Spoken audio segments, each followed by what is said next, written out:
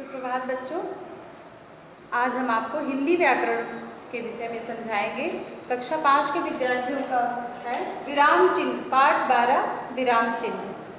पहले भी आपने क्लास में पढ़ा होगा, पहले भी कक्षाओं में पढ़ा होगा विराम चिन्ह के बारे में। विराम चिन्ह होते क्या है, पहले तो हम ये समझेंगे। विराम चिन्ह, विराम का अर्थ होता है रुकना।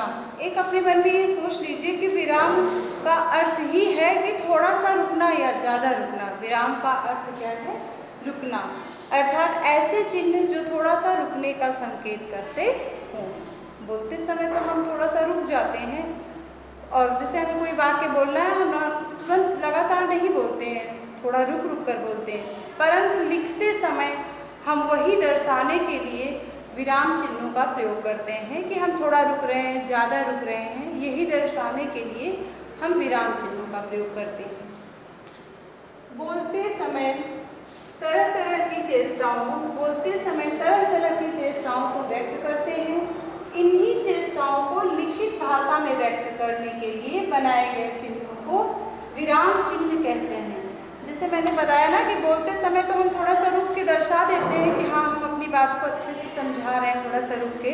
लेकिन लिखते समय हम उन्हीं चीज़ों को दर्शाने के लिए विराम चिन्हों का प्रयोग करते हैं। पहला है पूर्ण विराम चिन्ह। वाक्य पूरा होने पर लगाया जाता है। जब भी हम कोई वाक्य कह रहे हों और वह पूरा हो जाता है, पूरी तरह से समाप्त हो जाता है, तो हम उसके अंत में पूर्ण विराम चिन्ह का प्रयोग करते हैं, जिसका चिन्ह एक सिर्फ ऐसे ही बस एक साधारण सी पाई होती है। पूर्ण विराम चिन्ह का प्रयोग करते हैं जब वाक्य पूरी तरह से समाप्त हो जाता है। जैसे आयुष पढ़ रहा है, और ये आखिरी में हमने जो चिन्ह लगाया है ये विराम चिन्ह है पूर्ण विराम का। दूसरा है अल्प विराम। अल्प का अर्थ ही होता है थोड़ा। आपने पढ़ा होगा ना अल्प, तो उसका अर्थ ही होता है थोड़ा। तो ऐसा चिन्ह जो थोड़े समय के रुकने के लिए हम प्रयोग करते हैं, थोड़ा रुकने के लिए। वाक्य में बोलते समय जब हम थोड़े समय के लिए रुकते हैं तब इसका प्रयोग करते हैं। अभी मैंने बताया कि अल्प विराम, अल्प का अर्थ ही है थोड़ा, और जब हम वाक्य में बोलते हैं तो उसमें हल्का सा जब रुकते हैं, थोड़ा सा, बहुत देर के लिए नहीं, बस थोड़ी देर के लिए जब हम रुकते हैं तो हम अल्प विराम चिन्ह का प्रयोग करते हैं। और इसका चिन्ह ये है, जैसे मैंने केले, चीकू और आम खरीदे।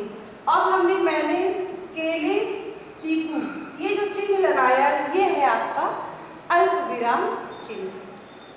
फिर है अर्ध विराम।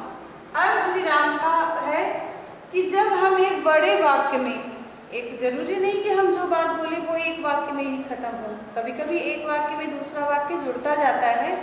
तो जब हम एक बड़ा सा वाक्य बोल रहे हो और उसमें छोटे छोटे उपवाक्य जुड़ते हैं तो वहाँ पर हम अर्ध विराम का प्रयोग करते हैं। जैसे सोने से तार बनता है, तार से गहने बनते हैं। अभी अगर मेरा वाक्य यहाँ खत्म हो जाता कि सोने से तार बनता है तो हम यहाँ पे पूर्ण विराम चिन्ह का प्रयोग कर देते, लेकिन अभी मेरे वाक्य में एक छोटा सा उपवाक्य जुड़ गया है कि तार से गहने बनते हैं, तो इसके बीच में हमने इस अर्ध विराम चिन्ह का प्रयोग किया। अल्प विराम चिन्ह और अर्ध विराम चिन्ह में एक बिंदु का फर्क होता है, इसको याद रखना है आपको। अल्प विराम जब थोड़ा रुकते हैं और अर्ध विराम जब एक बड़ा सा वाक्य हो, उसमें छोटा सा उपवाक्य कोई जोड़ रहे हो, तो उसमें हम अर्ध विराम का प्रयोग करते हैं। फिर है प्रश्नवाचक चिन्ह। जैसे नाम से ही आपको पता होगा कि प्रश्न आ गया है, यानी किसी से हम कोई प्रश्न पूछ रहे होते हैं तो हम इस चिन्ह का प्रयोग करते हैं। प्रश्न पूछने वाले वाक्यों के अंत में यह चिन्ह लगाया जाता है। कोई भी प्रश्न पूछ रहे हो, लिखित भाषा में जब हम कोई प्रश्न पूछते हैं या प्रश्न लिख रहे होते हैं तो उसमें हम इस चिन्ह का प्रयोग करते हैं, और इसका चिन्ह ये है। जैसे हमें यहाँ पर लगाया हुआ है प्रश्नवाचक चिन्ह का। जैसे हम कहते हैं तुम कहाँ जा रहे हो, तो वाक्य हमारा खत्म हुआ। तो प्रश्नवाचक के अंत में हम पूर्ण विराम का प्रयोग न करके प्रश्नवाचक चिन्ह का ही प्रयोग करेंगे। फिर है आपका योजक चिन्ह। योजक का अर्थ ही होता है जोड़ने वाला, जिसे कहते हैं ना जोड़ने वाले चिन्ह। तो इस चिन्ह का प्रयोग शब्द युग्मों के मध्य, मध्य का अर्थ होता है बीच में। जब कोई शब्द युग्म हो, शब्दों का जोड़ा हो, तो उसके बीच में हम इस चिन्ह का प्रयोग करते हैं। जैसे माता पिता, इसमें विलोम शब्द आ रहा है, उल्टा आ रहा है, तो इसके बीच में हमने योजक चिन्ह का प्रयोग किया। दिन रात, इसमें भी विलोम एक दूसरे के आ रहे हैं शब्द, दिन और रात, तो इसके मध्य में हमने ये क्या चिन्ह का प्रयोग किया, योजक चिन्ह का प्रयोग।